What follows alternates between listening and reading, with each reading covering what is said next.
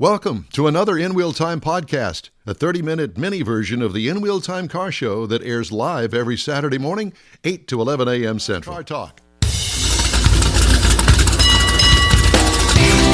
Podcasting and streaming from Studio A inside the Sugar Shack Studios. It's the In Wheel Time Car Talk Show.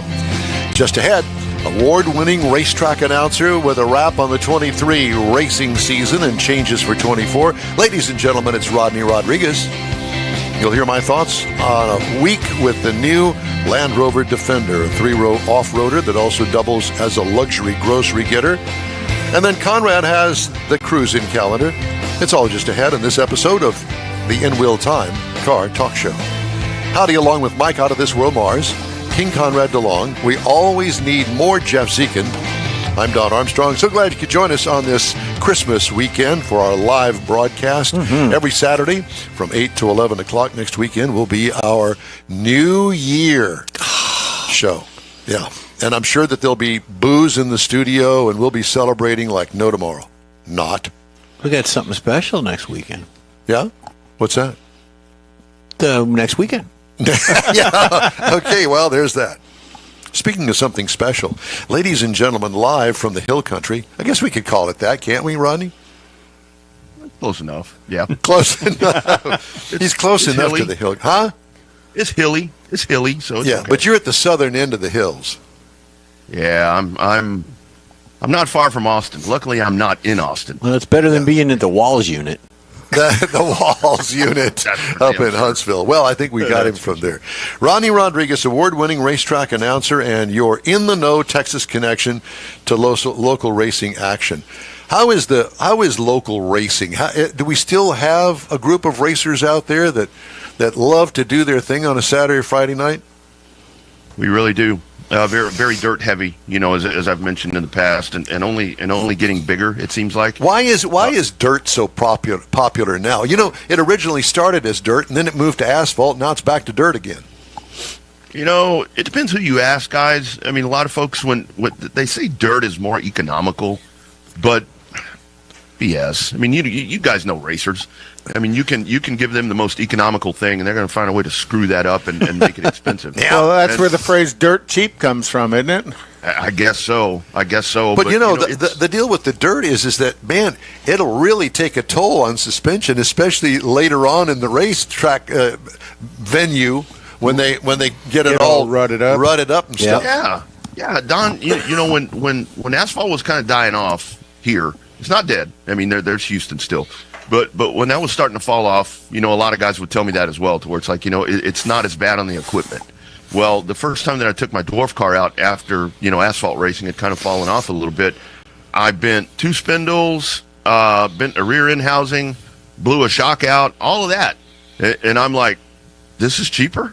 Yeah. I mean, this is less torrential on my car? It's all beat to hell, Yeah. So, is dwarf car politically correct anymore? Yeah, it is. It is. Yeah. Yeah, it is. Do they sell them as that, dwarf cars? Yeah. That's how they're sold, yeah. Yeah, like they have a huge event every September, October, and it's like the whatever Dwarf Car Nationals.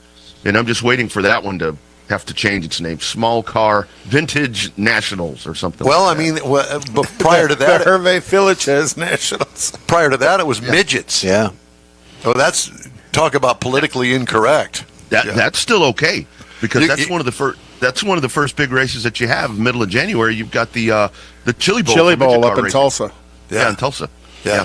Do you ever go to that? Never been there. I've never been there. Wednesday night, I meet some friends for dinner on Wednesday nights. Cheap margaritas, cheap Mexican food. He's got 2 cars that he's trying to get ready to take to the Chili Bowl. Yeah. From down here. Let's explain to everybody the difference between a midget and a dwarf. About 4 inches. It's a DNA thing. About 4 inches.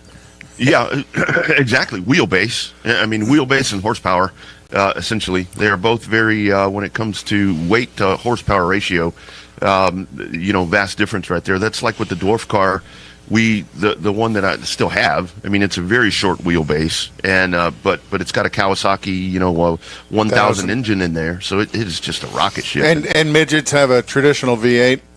Yeah, Yeah, and those no reverse, just like a dwarf car. I mean, it's a motorcycle engine, so you're running a motorcycle transmission and all of that, and same thing with the midget, but it's just a lot of horsepower. It's just a whole lot of horsepower, and you better hang on, man, because if one of those things gets a little wicked on you, you're going to take a tumble. But those thrive. I mean, sprint cars I've really found with sprint cars in Texas, they've always been a big deal, dirt sprint cars. But where now, just like with every other division that you find in short track racing, it doesn't matter what surface you're on. It's like with the sprint cars, you've got the 305 sprints, engine. Then you've got the 360 sprints. And then you got the big old bad 410s. But it's one of those things. I joke with my friends at Heart of Texas Speedway out in Waco, right off of 35, right before the split that way. And it's like all they have to do is put Sprint Cars Friday on their marquee.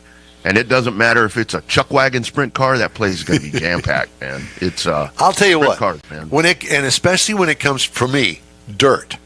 I'm typically not a big dirt kind of guy, but when it comes to winged sprint cars, I am there. I want to have the hot dog and the Coke and the popcorn. Throwing dirt clods into the stands. I want to be there for that. I want to see that them. 3-wide, crazy Cover that beer stuff. can. Cover that beer cup. That's right. Yeah, it's gonna get some sweet and low in there, if you know what I mean. Yeah. Is there going to be any of that here in the next few months?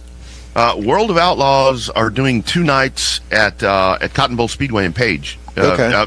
Actually, between you guys and I don't remember the exact date, but they've got 2 dates there. You've got some big stuff happening out y'all's way at 105. 105 Speedway in Cleveland, not Ohio. 105 Speedway, they've got a full schedule, and what I'm excited about on the dirt track side this year around here is that number one, dirt late models. Dirt late models to me are just really cool. With that long nose and that big tall tail. Not to mention, a lot of those that they try to run the crate engine thing that we're working with Rogers Dabs. So that's good for business. But those are just a lot of fun to watch, and we are starting to see a resurgence right now of the actual IMCA modifieds, the actual true modified cars. Because now you've got economy modified, you've got sport mods, limited mods. It's part of what I think was the problem with asphalt racing, to where you had a late model on asphalt, and then you had a pro late model, a limited late model, a beginner late model, a super late model. Geez, how many of these do you need? And it's kind of what I'm seeing with dirt. There's a lot of options, and all the while with those options, the cash register is ding, ding. And in those options, is that about the level of car, the level of driver, a combination of the two? How do they determine what option they want to run in? It's the drivers say it's based on the budget, but what you see a lot of times is, and that's the problem. Like now, what I'm talking about with the modified class in Texas, the true dirt modified, the big mod as we call it, that at one time was the staple. That was you had that. Then you had an IMCA stock car, and you may have some kind of bomber class. That was your dirt, your core dirt series. Well, then I think probably late 90s or whatever, mid to late 90s, you came at the sport mod, which wasn't quite the full-blown modified, but it was something that was a alternate to it if you didn't have the money for the big modified. Well, before you know it, your modified field has shrunk, and a lot of those modified guys have built themselves a sport mod or a limited modified, whatever you want to call it. Because of cost. Now what's happened in the dirt world is you've got these things called factory stocks, which are, a steel-bodied, metric or leaf spring car, whatever you choose to run right there. You can't run headers. You have to run, stock rocker arms. All of that stuff. It's stock. Well, you can race those all around this region right here, and you can pick up $10,000 to $15,000 to win per show. So the limited modified class has now dwindled, and everybody has a factory stock. And, now there are purpose-built factory stock chassis to where that was designed to use a stock concept. So, well, that doesn't sound very factory stock, a factory stock chassis, custom-built chassis. Well, guys, I see. Well, built to specs. I've got friends that build them. And it's like, oh, yeah, got your roller, $20K out the door. $20K for a stock car? Come on. You can buy 4 dwarf cars for that. Well, and then that class too. I mean, because the class that I ran in, the dwarf car, it was all home built, dwarf cars. Now you can pick yourself up some really cool dwarf cars. They're still called dwarf cars, but they're like modified lights is what they look like. You can pick you up one of those rollers, bad boy, for about $16K right out the door, ready for a motor, and let's go. And how much does a motor cost in one of those? Well, and then there's that. So it used to be, eBay used to be the place where you'd go find yourself a good motorcycle engine, and maybe you'd pay $3K, $4K to get something a little more. Now it's $12K. Yeah. The division that I was in, like the last year that I was in there in 2016, the rule that we had, because it was a member-run group, you couldn't run you could run a Kawasaki, a Suzuki, a Yamaha, whatever it was. But in 2016, it couldn't be any newer than, I think, 2008. Wow. That was the newest one you could run. Shoot. Now these guys are going out and getting 2015s and speed, buddy. Hey, get seven of them together and call it the Cinderella series. Yeah, exactly. It's definitely that. So, it's a golden slipper somewhere. Let's talk about the 2023 season that's now in the rearview mirror. How did it go? What you saw, how did it go? It was good. I'm not going to say excellent. I'm not going to say great. I think it was good. I think it's imperative in short track racing, no matter where, any part of the country, that you see progress. And we did continue to see progress, both on asphalt and on pavement. It just what concerns me, it's been on the asphalt side for a while, and now like with the stuff I'm talking about now on dirt, what you're seeing is series that are maybe revitalized. I know on the asphalt side with super late models, with pavement super late models, you've got two really good series that they're not really going head to head, but they're kind of dividing the field. You know what I mean? And when your pool of drivers has kind of narrowed itself down quite a bit, and then you draw a wedge in between them, or kind of put some discontent there, that's concerning to where you might start losing, drivers, or, I hate it when a series or a racetrack falls off the map. I did see in 2023, I saw a lot of racetracks that are no longer going to be operating, and that sucks. I mean, one of them right here in Texas. Devil's Bowl Speedway out in Mesquite. That is one of the biggest racetracks in the country. That was the original racetrack in 1978 that hosted the World of Outlaws, and they ran a huge event in October. And after that event, they said, "Well, that's it. We're done. Closing." And that's a lot of years down the drain. Sell out to a subdivision, or they sell the land, or what happened? Yep. What actually happened there is a municipal airport right on the other side of it, which for the longest time has been a good thing, because I've always said, when you're a racetrack, there are two neighbors you want. Number one, a railroad track or an airport, because they ain't going to care anything about the noise. If anything, their noise is louder than yours. Well, the airport decided they wanted to expand, and they apparently went and made an offer, and the second generation owners were like, can't pass it up. Yeah, really. And you don't really blame them, I guess. How's it looking as far as the public attendance to these events? That's a topic, guys, that comes up frequently. It seems like just on any platform that I end up on. It depending on the show, like you were talking about with sprint cars, dirt late models, those type of things. You usually have a couple of weeks ago in Corpus Christi, they had a big end of the season show, and it packed them. It packed it up really nice. Weekly shows, you do seem to have those taper off a little bit, but I think a big part of that is that now you've got streaming services that can provide you an experience that, hell, a lot of times, I'll say it's better than being there. Food's cheaper, the potty line is cheaper, the beer's cheaper, and they have replays.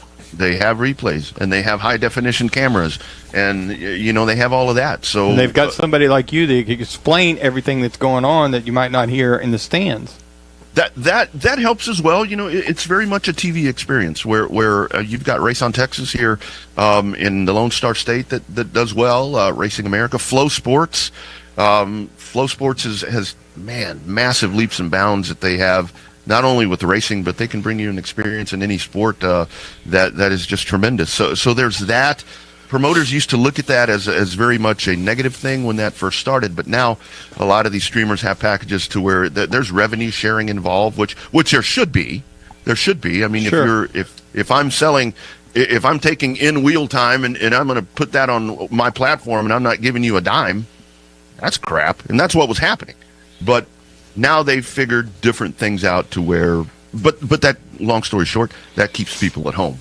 That keeps people home. They're still watching, but it's from a different perspective. But and they're not paying and it doesn't. Yeah, gate it fees. doesn't do anything for the track. Who have you aligned yourself with this upcoming 2024 season?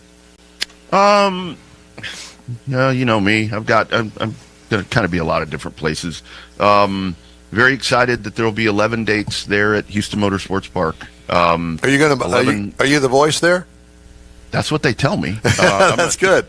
I'm showing up the first day. If there's some other dude up there, I guess I'll just leave. We know how this business works. You can I'm us here in for the stand. beer. Yeah, exactly. 11 dates there, and then excited to do heading back to the. I think I talked to you guys when I was in, where was that? Alabama for the Rattler. I think I talked to you guys that weekend. I was heading back to that. Going to do some stuff in Pensacola. May get to do some stuff in Georgia. Dirt tracks here. Corpus Christi around here. So it'll be. We need to have the Rodney Rodriguez fan club with the tour bus. And so, all of us Houston fans, we're going to get on the bus and we're going to go to wherever you are. What do you think about that? Be a short bus. You got a Volkswagen Yugo? I think that's probably all you need, man. Jam pack them in there like sardines, and let's head to the dirt track, buddy. So, what do you got planned for your Christmas holiday? We'll lay low around here. We'll just kind of stay at the house and see if anybody shows up here. Kids are in. We had one of the girls graduate from UNT last Friday, so we got both girls here hanging out with us. Nice. And we'll just kind of take it from there. How about you guys? What's on the horizon? We're doing a Christmas we're special? all doing our own thing here locally, and I don't think any of us are going. Konrad had a nice little open house at his party, and Jeff and Kathy and Leslie and I went up there and visited, and it was very nice, very nice. And Mars retreated back over there to Neaterville, and that's his usual hangout. So I think it's all good over there. Well, and with some of the other stuff, some of my other ventures that I'm in, it's a good time of year right now to be in sports radio because, the team that I cover in college football is playing in the college football championship, so that will keep me. Which team is that? That would be the Texas Longhorns. Oh, I see. Do you get to call that game? No. I work with a online sports radio outlet here in the Austin area. Yeah. I do a daily show there, so these people are crazy about Texas football, so we've got stuff to talk about. Your NFL team is pretty good right now. So yours isn't. Mine. What a downer, man! Jeff. I had to say it. Hey, put your thumb on him. The truth hurts. It does.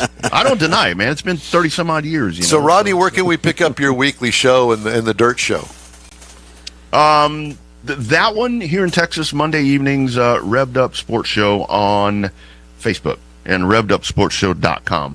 That's the place to go for that. That's Texas based. You get a lot of regional guests on there talking to different dirt track folks and really talking to Texas promoters, trying to dig stuff out from them. It's like I'm telling all these promoters, I'm like, look, if you're going to drop your schedule, why don't you drop your schedule on my show where there's 100 and however many 100 people watching?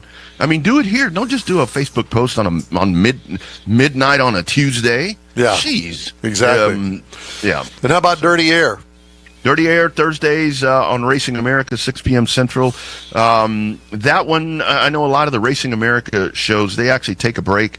I don't take a break. I just keep going. There's always gossip. There's always, my shows are like The Young and the Restless, man. I go in there and I dig out all the stuff people really want. Who cares about the race? Who's mad at each other? That's what they want. Well, listen, man, it's always good to talk to you. It's good to see you, and best wishes for the holiday season. And I want to be invited out to Houston Motorsports Park. You know when the first event's going to be out there?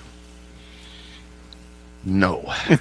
March, first part of March. First part of March, I'll actually work with Owen Pittman and Dean Baker over there, and maybe for the season opener we can do something. I mean, you guys are welcome anytime, but maybe for the season opener, maybe do something, have you guys out, and let's have a good year. I've said that Houston market is big. I mean, the stuff you guys do and a great job you guys do.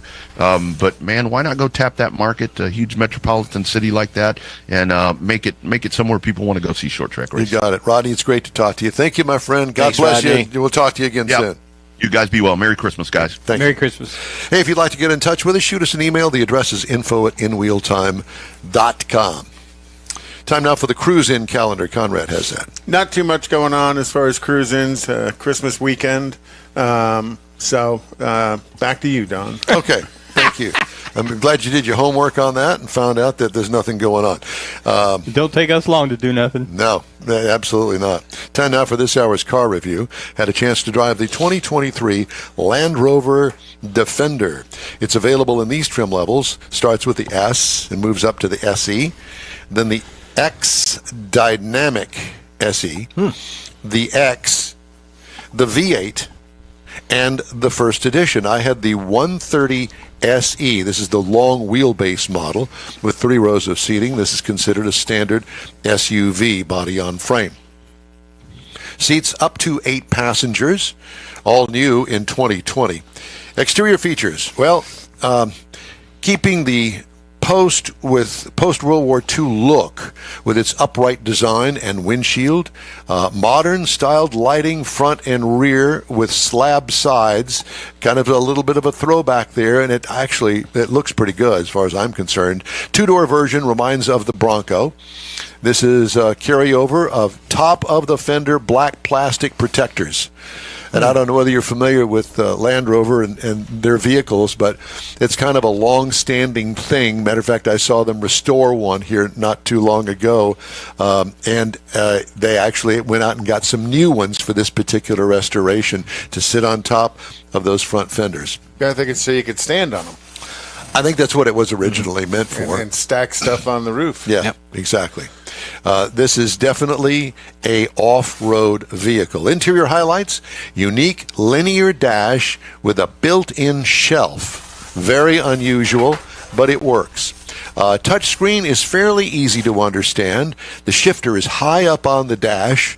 Of course, it's an electronic one, so you push it forward to put it in reverse, and you pull it back to get it into drive. Sounds very British. It is very, very British. Seating is comfortable, but rugged. Cargo trunk room, minimal with all 3 rows of seating up. What I liked about it, lots of off-road option controls that are all displayed on the center stack, and you can control everything if you want to, or put it in automatic, and it will do its own thing. What could use improvement? The steering wheel control points are confusing. For instance, do you know what a diamond shape is for? Neither do I. Do you know what a dot For a ring. Do you know what a dot on the steering wheel is for? Stop. I have no clue either. Well, what happened when you pushed it? Nothing. So it has to do something, but I didn't find out what it was. You know, on these vehicles, I don't really get too deep into them because I don't have time for that. And I will tell you that if I can't find the cruise control, which I can on almost all of the vehicles, and get it to engage or, move up the speed or move down the speed, then You're not happy. I'm not. And this one, all I'd had to done is pull out the owner's manual and looked it up and learned how to do it. If it has one. Yeah. If it doesn't have one in the glove box, chances are it's in the center stack, the screen that I can't find. So, anyway. So did the first edition one come with a Kenny Rogers CD? That I don't know about that. I knew you were going to go there. No. As far as power is concerned, it is supplied by a 3.0-liter inline-6 with a mild hybrid. Okay? So it's got a little bit of help. Horsepower, 395 horsepower in this thing and 406 pound-feet of torque. 8-speed automatic transmission with a tow rating of 8,200 pounds. And without towing anything, I can tell you this thing will get up and go. 17 miles per gallon city is what it's rated. 21 highway for a combined of 19. I got 20.4. Not bad. Pretty good in that big boat. Yeah, yeah. And it's actually not that big. It's not like a Range Rover. Well, you say Bronco size. It's Sort of. kind of, yeah. It's bigger than a Wrangler, but it's smaller than the Range Tahoe. Rover. Yeah, the Tahoe. And smoother, more current looking versus the Mutual of Omaha version I thought of. That's right. Because that was the original. Marlin Defender. Perkins. Marlin Perkins. Remember the hat? What I liked about it, gobs of power, acts like a V8. It was pretty smooth, I'll have to admit. What could use improvement? An easier to use start-stop off button. You know, there are some vehicles that need an off button. Or Some how people about that just need the an off option of having the start-stop feature and you can engage it? I would like to see it reversed for me personally. I don't want that start-stop feature because I am a 2-foot driver, even with an automatic transmission. And when I want to go, I take my left foot off the brake and ease down or stomp down Or on the vice versa, accelerator yeah. pedal. Ride and handling. That air ride suspension is the best on any vehicle I have ever driven, period. Bar none. Wow. It is truly amazing. They've got that thing down to a science. What could use improvement? Nothing. Easy to get into parking spaces with this thing. This is a serious luxury off-roader that can hold its own on the road as well. Base trim price, $78,300.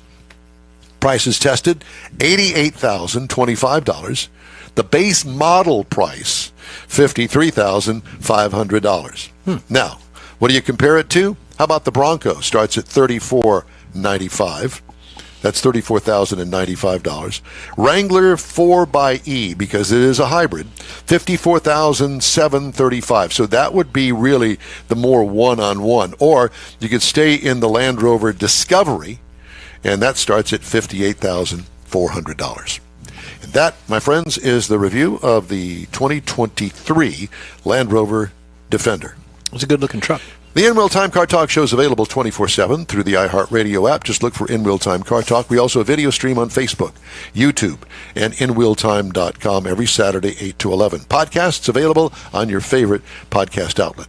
The In-Wheel Time Car Talk show continues right after this quick break. You own a car you love. Well, why not let Gulf Coast Auto Shield protect it? Houstonian John Gray invites you to his state-of-the-art facility to introduce you to his specialist team of auto enthusiasts. We promise you'll be impressed. Whether you're looking to massage your original paint to a like-new appearance, apply a ceramic coating, install a paint protection film, nano-ceramic window tint, or new windshield protection called ExoShield, Gulf Coast Auto Shield is where Houston's car people go. Curbed your wheels? Instead of buying new, why not have them repaired? How about a professionally installed radar detector? Gulf Coast Auto Shield does that too. Get a peek inside the shop and look at the services offered by getting online and heading to gcautoshield.com. Better yet, stop by their facility at 11275 South Sam Houston Tollway, just south of the Southwest Freeway, and get a personal tour. Gulf Coast Auto Shield is your place to go for all things exterior. Call them today, 832-930-5655 or gcautoshield.com.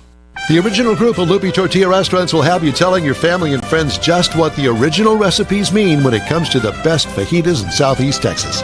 Founder Stan Holt invites you to visit the original Lupi Tortilla near I-10 and Highway 6. Here's the original house that inspired the design of all the rest and the original charm that helped make Lupi Tortilla the go-to destination for Houston Tex-Mex. Speaking of original, nothing can compete with the original lime pepper marinade that everyone will agree makes Lupi Tortilla award-winning beef fajitas the best anywhere. Lupi Tortilla Katy is another location that gives you the same quality and service Houstonians have come to expect at Lupi's. It's located just off I-10 and the Grand Parkway at Kingsland Boulevard in Katy. Find yourself in Aggie Land? Head to the Lupi Tortilla in College Station, located just around the corner from Kyle Field. It's a great place to enjoy those famous frozen margaritas before or after the game. Headed east to Louisiana, stop in at the Lupi Tortilla in Beaumont. It too's on I-10. You can't miss it. The original group of Lupi Tortilla restaurants invites you in for the best Tex-Mex anywhere. The In-Wheel Time Car Talk Show is now part of the iHeart family. Now you'll have access to 24/7 Car Talk anytime you need a fix. Just download the iHeartRadio app and ask for In Wheel Time Car Talk, and there we are. Be sure to save us in your iHeart library for instant access. No matter where you are, you have the best Car Talk show right on your PC, laptop, or mobile device and never have to worry about finding us again. Of course, you can always get access to our video and audio streams via InWheelTime.com and your favorite podcast channel, and all of this is free to you. From the iHeartRadio app, you'll not only hear our Saturday morning live show, but the best shows of the past, updated weekly. Never miss a minute of up-to-date new car reviews, pre-owned reviews, Konrad's Car Clinic, informative interviews, automotive news, and the most fun car talk show on the planet. Just download the iHeartRadio app, search for In Wheel Time Car Talk, save it to your library, and with a tap of the icon, you'll be in touch with your favorite Car Talk team. In Wheel Time Car Talk, streaming now on iHeart.com/In Wheel Time Car Talk. That's it for this podcast episode of the In Wheel Time Car Show. I'm Don Armstrong, inviting you to join us for our live show every Saturday morning, 8 to 11 a.m. Central on Facebook, YouTube, Twitch, and our InWheelTime.com website. Podcasts are available on Apple Podcasts, Spotify, Stitcher, iHeart Podcast, Podcast Addict, TuneIn, Pandora, and Amazon Music. Keep listening, and we'll see you soon.